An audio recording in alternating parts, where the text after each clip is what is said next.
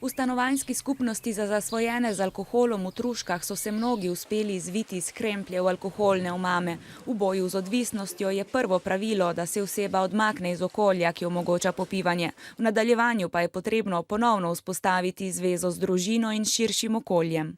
Ker je bilo tam veliko zla in tudi gorja, ki smo ga povzročali kot alkoholiki, in je s tem tudi naša samopodoba zelo uničena. Tako da je to en proces, ki ga rabi človek preiti, da potem se lahko počasi vrne v svoje okolje in tudi tam zaživi.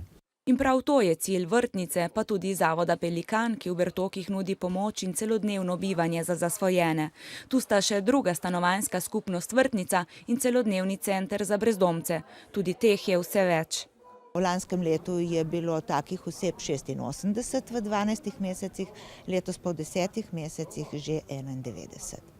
Potrebe torej rastejo, finančnih virov pa nikoli dovolj. Brez donacij bi tudi sami težko pomagali odvisnikom. Najhuje pa je, ko se za te po uspešni rehabilitaciji težave šele začnejo. Nekateri ostanejo brez strehe nad glavo. Je težko, kam tega človeka namestiti, zlasti, če je težje zaposljiv, nima možnosti dodatnih dohodkov.